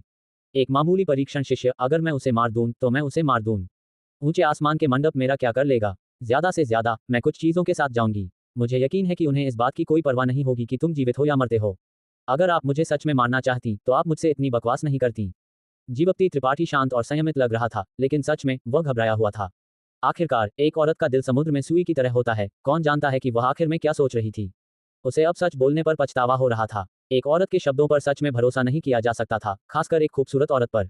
उसका अनुभव अभी भी बहुत कम था। इसके अलावा मैंने पहले ही कहा है कि मैं आपके घावों को भरने के लिए अपनी सबसे कीमती रक्त जमाव क्रीम का इस्तेमाल करूंगा, तो कृपया मुझे फिर से नाराज न करें। जीवप्ती त्रिपाठी ने उसे तर्क और भावना से मनाने की कोशिश की। क्या रक्त जमाव क्रीम की एक बोतल मेरे नुकसान की भरपाई के लिए काफी है? तुमने मुझे। रागिनी नाराज थी। वह कहना चाहती थी कि उसने उसे गले लगाया था, छुआ था, लेकिन जब शब्द उसके मुंह तक पहुंचे तो वह उन्हें कह नहीं पाई। उसका नुकसान बहुत बड़ा था। एक बोतल दवा से इसकी भरपाई कैसे हो सकती थी? अगर आप ऐसा कहना चाहती हैं तो मैं कुछ नहीं कर सकता। सच कहूं तो आप जानती हैं कि अभी क्या हुआ, आपने खुद ही पहल की थी। ये शब्द आग में तेल डालने जैसे थे। रागिनी शर्मिंदा और गुस्से में थी। जैसे ही वह उसे मारने वाली थी, उसने अपना सिर घुमाया और उस जगह को देखा जहां रेशमा को कैद किया गया था। रेशमा को अंदर से बेसब्री से चिल्लाते हुए देखकर वह नर्म हो गई। उसका गुस्सा धीरे धीरे शांत हो गया। एक गहरी सांस लेते हुए उसने कहा, भूल जाओ, इस बार मैं तुमसे बहस नहीं करूंगी। जीवप्ती त्रिपाठी ने चैन की सांस ली। मैडम, कृपया मुझे माफ कर दीजिए। रागिनी हंसी। सच में तुमने जो अभी कहा वह सही था, लेकिन तुम एक बात में गलत थे। वह क्या है? जीवप्ती त्रिपाठी ने पूछा। रागिनी ने तुरंत जवाब नहीं दिया। इसके बजाय उसने अपना हाथ हिलाया और कैद रेशमा धीरे धीरे दिखाई दी। जीवप्ती त्रिपाठी चौंक गया। हालांकि वह जानता था कि इस औरत की शक्ति बहुत ज्यादा थी, लेकिन उसे इस हद तक होने की उम्मीद नहीं थी। उसके हाथ हिलाने से एक इंसान चुपचाप दिखाई दिया। ये स्पष्ट रूप से कुछ ऐसा था जो जीवन शक्ति क्षेत्र या उससे ऊपर का कोई विशेषज्ञ ही कर सकता था। रेशमा को आजाद कर दिया गया। उसकी खूबसूरत आंखों ने जीवप्ती त्रिपाठी को देखा और उसका चेहरा शांत हो गया। अभी वह सच में मौत से घबरा गई थी। उसे डर था कि उसकी बहन गुस्से में जीवप्ती त्रिपाठी को मार डालेगी। अपनी बहन को फिर से देखकर रेशमा हंसे बिना नहीं रह पाई। उसे वे शब्द याद आए जो जीवप्ती त्रिपाठी ने अभी अभी कहे थे। हे भगवान, इस दुनिया में सच में एक आदमी था जो उसकी बहन से ऐसी बातें कहने की हिम्मत रखता था। इसके अलावा ये कहने के बाद भी वह पूरी तरह से सुरक्षित था। बहन। जैसे ही रेशमा बाहर आई, वह रागिनी की तरफ झोंक गई और एक बिगड़े हुए बच्चे की तरह व्यवहार करने लगी। गुस्सा मत हो, इस बार तुम उसे दोष नहीं दे सकती। मैंने यह नहीं कहा कि मैं उसे दोष देती हूँ। रागिनी अभी भी नाराज थी। उसने अपना सिर घुमाया और जीवप्ती त्रिपाठी को देखा। मैंने कहा था कि तुम एक बात में गलत थे, और वह यह है कि रेशमा और मैं जुड़वा नहीं हैं। जुड़वा नहीं? जीवप्ती त्रिपाठी चौंक गया। ध्यान से देखने पर उसके सामने की दोनों महिलाएं बिल्कुल एक जैसी थीं। कोई अंतर नहीं था। अगर जीवप्ती त्रिपाठी को अगली बार उनसे मिलने पर उन्हें पहचानना होता तो वह निश्चित रूप से यह नहीं बता पाता कि कौन कौन है। नहीं, मैं रेशमा से कुछ साल बड़ी हूँ। रागिनी हल्की सी मुस्कुराई। जीवप्ती त्रिपाठी का हैरान चेहरा देखकर उसे थोड़ी राहत मिली। निश्चित रूप से यह एक असीम दुनिया है, कुछ भी ज्यादा अजीब नहीं है। जीवप्ती त्रिपाठी ने आह भरी। हालांकि वे बहनें थीं, लेकिन उनका जन्म कुछ साल के अंतर पर हुआ था और फिर भी वे इस हद तक बड़ी हो सकती थीं। इस दुनिया में वे शायद अकेली थीं। क्या तुम मुझे नहीं जानते? रागिनी थोड़ी भ्रमित थी। वह खून समूह की युवा पीढ़ी में से एक थी। उसकी प्रतिष्ठा शानदार थी। यह इंसान उसे कैसे नहीं जान सकता था? मैं नहीं जानता। जीवप्ती त्रिपाठी ने सिर हिलाया। वह बहुत अज्ञानी और अनुभवहीन लग रहा था। ये देखकर कि वह झूठ नहीं बोल रहा था, रागिनी को उस पर विश्वास करना पड़ा। स्वाभाविक रूप से वह नहीं जानती थी कि जीवप्ती त्रिपाठी ने पिछले कुछ सालों में क्या झेला था। वह व्यावहारिक रूप से दुनिया से अलग था और उसने कभी किसी और से बात नहीं की थी। आज तुम मुझसे क्यों मिलने आए हो? रेशमा ने अपना सिर घुमाया और जीवप्ती त्रिपाठी की तरफ देखा। जीवप्ती त्रिपाठी ने उसे इस यात्रा का उद्देश्य बताया। रेशमा ने अपनी बहन को देखा और उसकी राय पूछी। बाद वाले ने अपना हाथ हिलाया और कहा, जाओ, लेकिन खदान में कोई परेशानी मत करना। धन्यवाद। जीवप्ती त्रिपाठी ने चैन की सांस ली। चलो, मैं तुम्हें वहां ले जाऊंगी। खदान यहाँ से बहुत दूर नहीं है। रेशमा अच्छे मूड में लग रही थी। उसका चेहरा चमक रहा था क्योंकि वह रास्ता दिखा रही थी। जीवप्ती त्रिपाठी और रेशमा के जाने के बाद रागिनी धीरे धीरे उठी। उसने अपने 2 कमल जैसे हाथों से अपनी गोल कमर पर हाथ फेरा। थोड़ी देर बाद उसने खुद से बुदबुदाया, एक तरफ बड़ी और दूसरी तरफ छोटी कैसे है? वे स्पष्ट रूप से एक जैसी हैं। ये बदबूदार लड़का बकवास कर रहा है। वह बहुत नीच है। एपिसोड 59। पुराने परिचित धीरज पाठक और रेशमा अपने व्यापारिक केंद्र को छोड़कर काले हवा की पहाड़ी श्रृंखला के घने जंगलों की ओर उत्तर दिशा में बढ़ चले थे। रेशमा के चेहरे पर एक अजीब सी खुशी थी, उसकी आंखों में चमक थी और गालों पर हल्की लाली। ऐसा लग रहा था मानो कोई मधुर सपना उसके दिल में खिल रहा हो। तभी अचानक जीवप्ती त्रिपाठी ने धीमे स्वर में कहा, उस दिन के लिए मैं माफी चाहता हूँ। उसके शब्द उस दिन के कटु व्यवहार को याद दिला रहे थे। यह अजीब विडंबना थी कि जिस लड़की को उसने कड़वे शब्द कहे थे, आज उसी से मदद मांगने आया था। रेशमा ने अपने होठों को दबाया और मुस्कुराते हुए बोली, कोई बात नहीं, तुमने मुझे डांटा नहीं। इन कुछ सालों में मैंने इससे भी बुरे शब्द सुने हैं, लेकिन क्या मैं फिर भी बच नहीं गई? जीवप्ती त्रिपाठी को आश्चर्य हुआ। तुम मुझसे नफरत नहीं करती? मैं तुमसे नफरत क्यों करूं? रेशमा ने मुस्कुराते हुए कहा और अचानक गंभीर हो गई। सच कहूं तो मैंने तुमसे नफरत की थी, लेकिन तुम्हारी एक हरकत ने मुझे नफरत करने से रोक दिया। कौन सी हरकत? हाँ, जब राजकुमार राणा और धीरज पाठक अचानक सामने आए तो तुम मेरे आगे खड़े हो गए। शायद वह एक अनजाने में की गई हरकत थी, लेकिन इन कुछ सालों में ये पहली बार था जब किसी ने ईमानदारी से मेरी रक्षा करने की कोशिश की। जीवप्ती त्रिपाठी को कुछ याद नहीं था, वह बस इतना ही कह सका, तुम्हारे लिए यह आसान नहीं था। उसने एक गहरी आह भरी। एक अच्छी लड़की ने सिर्फ अपने समूह, खून समूह के लिए अपनी प्रतिष्ठा दांव पर लगा दी थी, ताकि वे और अधिक लोगों को अपने साथ जोड़ सकें। हालांकि उसकी मंशा अच्छी नहीं थी, फिर भी यह एक प्रकार की भक्ति थी। हाँ हाँ, रेशमा हंसने लगी। यह आसान नहीं था। क्या तुम नहीं जानते कि अभिनय करना एक औरत की प्रवृत्ति होती है? हाँ हाँ, मेरा औरतों से ज्यादा संपर्क नहीं रहा। सच में? रेशमा की आंखें चमक उठीं। हाँ, इसीलिए पिछले कुछ दिनों से तुम दोनों बहनों ने मेरा फायदा उठाया। जीवप्ती त्रिपाठी ने व्यंग्यात्मक लहजे में कहा। रेशमा ने गुस्से से उसे घूरा। तुम कितने कमीने हो। शुक्र है मेरी बहन यहाँ नहीं है, अगर वह होती तो मैं तुम्हें जरूर पीटती। तुम्हारी बहन? प्रारंभिक तत्व क्षेत्र, पहला स्तर। रेशमा ने कुछ गर्व के साथ जवाब दिया। अद्भुत, जीवप्ती त्रिपाठी ने प्रशंसा की। सुमित्रा प्रारंभिक तत्व क्षेत्र के तीसरे स्तर पर थी। रेशमा की बहन सुमित्रा से थोड़ी कमजोर थी, लेकिन बहुत ज्यादा नहीं। जब रेशमा ने अपनी बड़ी बहन का उल्लेख किया तो उसे जीवप्ती त्रिपाठी की कही बात याद आ गई। एक पल के लिए वह हंसी से लोटपोट हो गई, उसकी हंसी रुकने का नाम नहीं ले रही थी। जीवप्ती त्रिपाठी निशब्द खड़ा रहा। वह बस उसके सांस लेने का इंतजार कर रहा था। काफी देर तक हंसने के बाद रेशमा धीरे धीरे सामान्य हुई। चेहरे पर मुस्कान लिए उसने कहा, मैंने पाया है कि तुम काफी साहसी हो। किसी भी आदमी ने कभी बड़ी बहन से ऐसी बात कहने की हिम्मत नहीं की। क्या सच में उसका एक हिस्सा दूसरे से बड़ा है? शायद यह उसके कपड़ों की वजह से है। उससे कहना कि बाद में इसके बारे में चिंता न करे। जीवप्ती त्रिपाठी हंसा। और मेरा क्या? क्या वे सच में सुडौल हैं? रेशमा का चेहरा शर्म से लाल हो गया, फिर भी उसने हिम्मत करके पूछा। सिर्फ सुडौल ही नहीं, बल्कि गोल और सुडौल भी हैं। जीवप्ती त्रिपाठी ने सिर हिलाया। तुम्हारी काया अच्छी है, इसलिए तुम्हें खुद को कम नहीं समझना चाहिए। रेशमा तुरंत अभिभूत हो गई। इस तरह की सीधी साधी और बिना किसी छिपे इरादे वाली प्रशंसा शायद इन सालों में उसने सबसे अच्छी बात सुनी थी। एक पल के लिए वह मन ही मन में बहुत खुश हुई। हमें वहां पहुंचने में कितना समय लगेगा? जीवप्ती त्रिपाठी ने इस विषय को और आगे नहीं बढ़ाना चाहा, इसलिए उसने पूछा। हमें अभी भी 1 घंटा और चलना होगा। हालांकि उस जगह को काले हवा की पहाड़ी श्रृंखला का हिस्सा माना जा सकता है, लेकिन ये काले हवा की पहाड़ी श्रृंखला का केंद्र है। रेशमा ने समझाया, वहां एक भूमिगत खनिज नस है जिसे हमारे खून समूह ने कुछ साल पहले खोजा था। तब से हमने वहां लोगों को खनन के लिए तैनात किया है। वहां जो चीजें निकलती हैं वे बहुत अजीब हैं। कितनी अजीब? जीवप्ती त्रिपाठी ने पूछा। वहां सिर्फ 2 तरह के पत्थर हैं। एक अमृत रस पत्थर है जिसे तुमने खरीदा था और दूसरा यिन युआन स्टोन। क्या तुम्हें यह अजीब नहीं लगता? ये दोनों पत्थर एक दूसरे के विपरीत हैं, लेकिन वे उस खनिज नस में एक साथ उत्पन्न हो सकते हैं। मुझे नहीं पता कि क्या चल रहा है। ये सच में अजीब है। जीवप्ती त्रिपाठी थोड़ा भावुक हो गया। अमृत रस पत्थर में अमृत शक्ति होती है, जबकि यिन युआन स्टोन में यिन शक्ति होती है। वे विपरीत गुण हैं। सामान्य परिस्थितियों में उनका एक साथ उत्पन्न होना बिल्कुल असंभव है। समूह के विशेषज्ञों को भी लगता है कि खान में कुछ गड़बड़ है, लेकिन कई सालों तक जांच और खनन करने के बाद भी उन्हें कुछ खास नहीं मिला। हालांकि इस खान की वजह से हमारे समूह ने बहुत पैसा कमाया है। रेशमा ने जीवप्ती त्रिपाठी को एक बाहरी व्यक्ति की तरह नहीं समझा, इसलिए उसने अपने मन की बात कह दी। ये तुम्हारे खून समूह का सौभाग्य है। जीवप्ती त्रिपाठी थोड़ा मुस्कुराया। रेशमा ने हाँ में सिर हिलाया और अचानक चुप हो गई।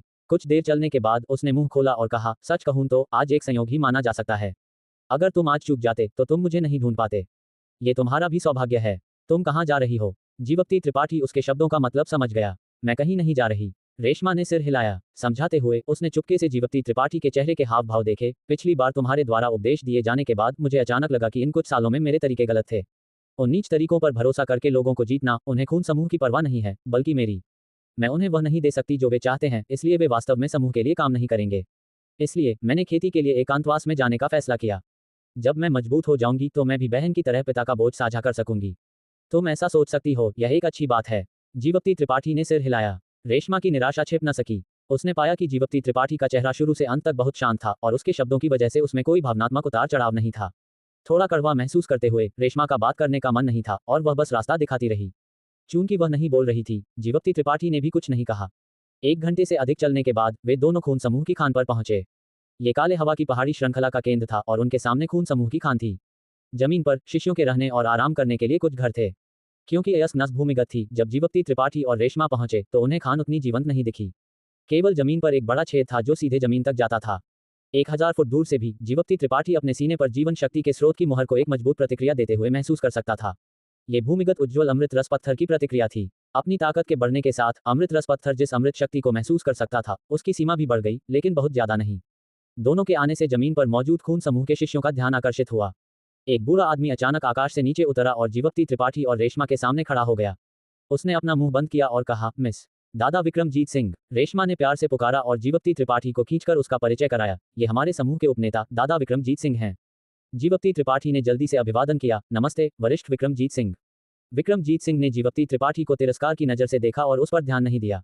अपनी अमर आरोहण सीमा की ताकत और खून समूह के उपनेता की स्थिति के साथ उसे जीवप्ती त्रिपाठी जैसे छोटे से कचरे पर ध्यान देने की क्या जरूरत थी। एक और जिगोलो जो एक महिला के भरोसे जीता था। विक्रमजीत सिंह जीवप्ती त्रिपाठी जैसे लोगों से विशेष रूप से घृणा करता था। अगर रेशमा का चेहरा ना होता तो उसने सीधे जीवप्ती त्रिपाठी को थप्पड़ मारकर मार डाला होता। मिस, आप खान में क्या कर रही हैं? विक्रमजीत सिंह ने अपनी सफेद दाढ़ी सहलाते हुए और प्यार से पूछा, ये जगह गंदी और गर्म है, यह आपके आने की जगह नहीं है। जल्दी वापस जाओ, वरना तुम्हारे पिता मुझे डांटेंगे। नहीं पिता, मैं तुम्हें डांटने की हिम्मत नहीं करूंगा। तुम 3 पीढ़ियों से समूह के एक वरिष्ठ सदस्य हो, पिता केवल तुम्हारा सम्मान करेंगे। रेशमा ने एक शरारती बच्चे की तरह व्यवहार किया। विक्रमजीत सिंह के चेहरे पर तुरंत आनंद का भाव आ गया। दादा विक्रमजीत सिंह, मेरा दोस्त कुछ चीजें खरीदने के लिए खान में कुछ शिष्यों को ढूंढने आया है। क्या आप हमें कुछ सुविधा दे सकते हैं और हमें अंदर जाने दे सकते हैं? रेशमा ने कहा। कहानी जारी है। नोट: विक्रमजीत सिंह एक नया नाम है जो स्थायी रूप से सहेज लिया गया है। एपिसोड 60। नदी के किनारे बसा ऊंचे आसमान के मंडप का इलाका, जहां ऊंची ऊंची पहाड़ियां आसमान छूती थीं, आज एक अजीब से तनाव का गवाह बन रहा था। काली हवा की पहाड़ी श्रृंखला के पास, जहां से मीलों दूर तक काले बेर के शहर की परछाई नजर आती थी, वहां ऊंचे आसमान के मंडप का शिष्य जीवप्ती त्रिपाठी एक ऐसे बूढ़े आदमी से टकरा गया जिसे देखकर लगता था मानो उसने जीवन की सारी कठोरता को अपने चेहरे पर समेट लिया हो। ये बूढ़ा कोई और नहीं बल्कि खून समूह का उपनेता विक्रमजीत सिंह था। खदान में घुसना चाहते हो? विक्रमजीत सिंह की भ्रुकुटी तन गई। उसने जीवप्ती को सिर से पांव तक घूरते हुए संदेह से पूछा, ये संप्रदाय का शिष्य तो नहीं है ना? जीवप्ती त्रिपाठी ने तुरंत आगे बढ़कर सम्मान से कहा, मैं ऊंचे आसमान के मंडप का शिष्य हूं। ऐसा नहीं है कि संप्रदाय के शिष्यों को अंदर आने की अनुमति नहीं है। विक्रमजीत सिंह ने गुस्से से उसे घूरा और तिरस्कार से कहा, संप्रदाय के शिष्य भी इस खदान में ऐसे ही प्रवेश नहीं कर सकते, तुम तो फिर भी एक बाहरी व्यक्ति हो। ये कहते कहते उसने निराशा से रेशमा की ओर देखा और कहा, कुमारी, आप किसी बाहरी व्यक्ति को यहाँ क्यों ले आई हैं? आप अभी नादान हैं और दुनियादारी नहीं जानती। जैसा कि कहा जाता है, किसी के दिल की बात जानना मुश्किल होता है। आप किसी के चेहरे को जान सकती हैं, लेकिन उसके दिल को नहीं। इन सालों में इस खदान से हमारे संप्रदाय ने बहुत कमाई की है। बहुत से लोग हम पर बुरी नजर रख रहे हैं, खासकर वे छोटे मोटे लोग जो इस खदान के बारे में जानकारी हासिल करने की कोशिश करते हैं। यदि इस बुढ़े ने यहाँ पूरे साल निगरानी न की होती तो कौन जाने क्या बवाल हो जाता। जीवप्ती त्रिपाठी का चेहरा उतर गया। ये बूढ़ा आदमी सीधे तौर पर रेशमा से बात करते हुए उसे ताने मार रहा था। रेशमा ने जीवप्ती की नाराजगी भांप ली और तुरंत बोली, दादा विक्रम, आपको गलतफहमी हुई है। ये कुछ पता लगाने नहीं आए थे, बस कुछ खरीदना चाहते थे। विक्रमजीत सिंह ने उपहास करते हुए कहा, कुछ खरीदना? यहाँ कुछ कैसे खरीदा जा सकता है? ये बहाना वाकई मजेदार है। छोटे बच्चे, मुझे तुम्हारे मकसद से कोई फर्क नहीं पड़ता, यहाँ से चले जाओ। यदि दोबारा यहाँ आने की हिम्मत की तो ये बुढ़ा तुम्हें जिंदा नहीं छोड़ेगा। जीवप्ती के दिल में गुस्सा भर गया। ये बूढ़ा आदमी बहुत अहंकारी था। यद्यपि वह गुस्से में था, जीवप्ती जानता था कि उनकी ताकत में बहुत बड़ा अंतर था। यदि वे सच में लड़ते तो ये बूढ़ा शायद एक ही सांस में उसे उड़ा देता। उसने अपने दिल के गुस्से को दबाया। अगर वह अभी उससे टकराता तो नुकसान उसी का होता। बुज़दिल विक्रमजीत सिंह ने जीवप्ती को देखा और उससे और भी नफरत करने लगा। जीवप्ती त्रिपाठी के शरीर में सच्ची यान गुप्त तकनीक की जीवन शक्ति अनियंत्रित होकर उमड़ पड़ी और उसने गुस्से से विक्रमजीत सिंह को घूरा। जीवप्ती के शरीर में जीवन शक्ति में बदलाव महसूस करते हुए विक्रमजीत सिंह गुस्से में आग बबूला हो गया। बदतमीज, मुझसे लड़ना चाहते हो? फिर बिना किसी कारण के, शक्ति और पद के अंतर की परवाह किए बिना उसने जीवप्ती की ओर हथेली से वार किया। इस वार से जीवप्ती ने पाया कि वह अचानक हिल भी नहीं सकता था। वह बस वहां हक्का बक्का खड़ा रहा। ऐसा इसलिए नहीं था क्योंकि वह डर गया था, बल्कि इसलिए था क्योंकि उसके प्रतिद्वंद्वी ने उसे कैद करने के लिए किसी प्रकार की तकनीक का इस्तेमाल किया था। जीवप्ती त्रिपाठी की अभिव्यक्ति बहुत बदल गई। उसे सचमुच नहीं लगा था कि यह बूढ़ा इतना निर्लज होगा। वह विक्रमजीत सिंह के प्रति उसके रवैये को महसूस कर सकता था, लेकिन वह ये नहीं समझ पाया कि ऐसा क्यों था। अब जब वह अचानक उसे मारना चाहता था तो जीवप्ती सच में इतना चौंक गया था कि उसकी आत्मा लगभग शरीर छोड़ चुकी थी। मृत्यु की आभा उस पर मंडराने लगी। इस अमर आरोहण सीमा के गुरु द्वारा लाया गया भारी दबाव जीवप्ती के दिल की धड़कन को इस पल रोक रहा था और उसकी सांसें और भी भारी हो गईं। इस हताश स्थिति में जीवित रहने की एक मजबूत इच्छा उसके पूरे शरीर में फैल गई। अचानक उसकी हड्डियों से एक ऊष्मा निकली और तेजी से फैल गई। अगले ही पल जीवप्ती ने पाया कि उसे कैद करने वाली शक्ति अचानक गायब हो गई थी। जल्दी में जीवप्ती ने अपने शरीर की सारी ताकत का इस्तेमाल किया और तेजी से एक तरफ हट गया। विक्रमजीत सिंह ने लापरवाही से एक हथेली का वार किया था। उसे लगा था कि ऊंचे आसमान के मंडप का ये शिष्य उसकी हथेली के नीचे तुरंत मर जाएगा, लेकिन उसे यह उम्मीद नहीं थी कि उसका प्रतिद्वंद्वी सच में बच जाएगा। ये कैसे संभव है? विक्रमजीत सिंह की भ्रुकुटी तन गई। एक अमर आरोहण सीमा के गुरु की कैद को कोई कैसे तोड़ सकता है? क्योंकि उसने इस बिंदु पर सोचा ही नहीं था। विक्रमजीत सिंह का लापरवाही भरा हथेली का वार काम नहीं आया। यद्यपि विक्रमजीत सिंह का हमला जीवप्ती को नहीं लगा, फिर भी इसने उसे बहुत शर्मिंदा कर दिया। उसका चेहरा तुरंत पीला पड़ गया और उसका पूरा शरीर पसीने से भीग गया। जब वह स्थिर होकर फिर से विक्रमजीत सिंह को देखता है तो जीवप्ती की आंखों में एक ठंडा भाव था। अगर यह कहा जाए कि जीवप्ती पहले विक्रमजीत सिंह के रवैये से सिर्फ नाराज था, तो अब यह एक गहरी नफरत बन गई थी। प्रतिद्वंद्वी ने अपनी जान लेने के इरादे को नहीं छिपाया था, जैसे वह लापरवाही से एक चींटी को मारना चाहता हो। विक्रमजीत सिंह स्वाभाविक रूप से इस बिंदु को समझ गया। यद्यपि वह नहीं जानता था कि उसकी कैद ने अभी अभी अपना प्रभाव क्यों खो दिया। चूंकि उसके पास पहले से ही जीवप्ती को मारने का इरादा था, तो वह आसानी से क्यों रुकेगा। वह एक और हथेली का वार करने के लिए आगे बढ़ा। इस समय रेशमा अपनी घबराहट से जागी और तेजी से जीवप्ती के सामने आ गई। विक्रमजीत सिंह को घूरते हुए उसने हिंसक तरीके से कहा, दादा विक्रम, यह मेरा दोस्त है। आप क्या करना चाहते हैं? जो कोई भी खदान क्षेत्र के बारे में जानकारी लेने की कोशिश करेगा, उसे बिना किसी अपवाद के मार दिया जाएगा। ये संप्रदाय नेता का आदेश है। विक्रमजीत सिंह ने रेशमा को गहराई से देखा। उसकी आंखों में आश्चर्य की एक झलक दिखाई दी। पहले रेशमा भी अक्सर युवा पुरुषों के साथ बातचीत करती थी, लेकिन उसने उसे कभी किसी की इतनी हताशा से रक्षा करते नहीं देखा था। उन युवा पुरुषों के जीवन या मृत्यु के प्रति रेशमा ने कभी परवाह नहीं की। दूसरे शब्दों में, उसके द्वारा उकसाए गए 10 में से 8 पुरुषों का अंत अच्छा नहीं होता था। लेकिन इस बार वह इस ऊंचे आसमान के मंडप के शिष्य के सामने बहादुरी से खड़ी थी और यहां तक कि उससे एक हिंसक लहजे में सवाल भी कर रही थी। ये कुछ ऐसा था जो पहले कभी नहीं हुआ था। विक्रमजीत सिंह की आंखें सिकुड़ गईं, जैसे वह गहरी सोच में हो, और उसकी मारने की इच्छा और भी मजबूत हो गई। रेशमा ने जीवप्ती को अपने पीछे छिपा लिया और दांत पीसते हुए विक्रमजीत सिंह को घूरते हुए कहा, मैंने पहले ही कहा था, मेरा दोस्त केवल कुछ चीजें खरीदने आया था, खदान क्षेत्र के बारे में जानकारी लेने नहीं। दादा विक्रम, क्या आप मेरी बातों पर विश्वास नहीं करते? रेशमा को जीवप्ती की इतनी मजबूती से रक्षा करते देख विक्रमजीत सिंह उसे अंतहीन रूप से परेशान नहीं कर सका और केवल इतना कह सका, मैं हिम्मत नहीं करता। कुमारी की बातों पर ये बूढ़ा अभी भी विश्वास करता है। जब ऐसा है तो आप अभी भी यह क्यों करना चाहते हैं? ये बूढ़ा अपनी गलतियां जानता है और आशा करता है कि कुमारी उसे माफ कर देंगी। खून समूह तूफान ग्रह और ऊंचे आसमान के मंडप से अलग था। यह एक पारिवारिक शक्ति थी और पटेल परिवार ही मालिक था, इसलिए भले ही विक्रमजीत सिंह उपनेता था, उसे अभी भी रेशमा को कुछ सम्मान देना था। लेकिन ये बूढ़ा अभी भी कुमारी से माफी मांगता है। खदान क्षेत्र एक बड़ी बात है, बाहरी लोगों को प्रवेश करने की अनुमति नहीं है। विक्रमजीत सिंह ने ये कहने के बाद रेशमा पर और ध्यान नहीं दिया, जीवप्ती की ओर देखा और ठंडी सांस लेकर मुड़कर चला गया। जीवप्ती ने गहरी सांस ली और अपने सीने में उबल रहे खून को शांत किया और कहा, बूढ़े महाराज कृपया रुकें। विक्रमजीत सिंह ने अधीरता से अपना सिर घुमाया और अपनी आंखें संकरी करके जीवप्ती को देखा। उसकी आंखें मारने की इच्छा से भरी हुई थीं। बूढ़े महाराज, अभी का मैं आपका प्रतिद्वंद्वी नहीं हूं। जीवप्ती धीरे धीरे रेशमा के सामने चला गया। विक्रमजीत सिंह को बिना किसी डर के देखते हुए, तो आज के अपमान को मैं सहन करूंगा, लेकिन 5 साल बाद, 10 साल बाद मैं इस कर्ज को चुकाऊंगा। मुझे आशा है कि बूढ़े महाराज तब तक जीवित रह सकेंगे। जीवप्ती ने बहुत शांत लेकिन बहुत गंभीरता से कहा। विक्रमजीत सिंह की अभिव्यक्ति ठंडी हो गई और तुरंत हंसने लगा। क्या ये बुढ़ा तब तक जीवित रह सकेगा या नहीं, तुम्हें चिंता करने की जरूरत नहीं है, लेकिन मुझे लगता है तुम तब तक जीवित रहने के लिए नहीं बने हो।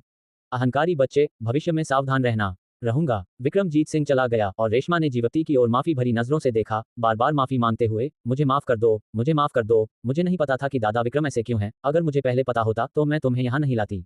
ठीक है। एक गहरी सांस लेते हुए जीवप्ती ने कुछ क्षण पहले के रोमांचक दृश्य को याद किया। उसके दिल में अभी भी कुछ डर बचा हुआ था। अगर उस निर्णायक क्षण में असहनीय सुनहरी कंकाल न होता तो उसे डर था कि वह पहले ही मर चुका होता। उसी उबलती हुई गर्मी के कारण वह विक्रमजीत सिंह की कैद से मुक्त हो सका और मौत से बच निकला। आप लोगों को ये स्टोरी कैसी लग रही है कमेंट करके जरूर बताएं। और बने रहे आप अपने जीवप्ती त्रिपाठी जी के साथ। धन्यवाद मित्रों। कोई अपना नाम स्टोरी के पात्र में ऐड करवाना चाहता है तो बता सकता है।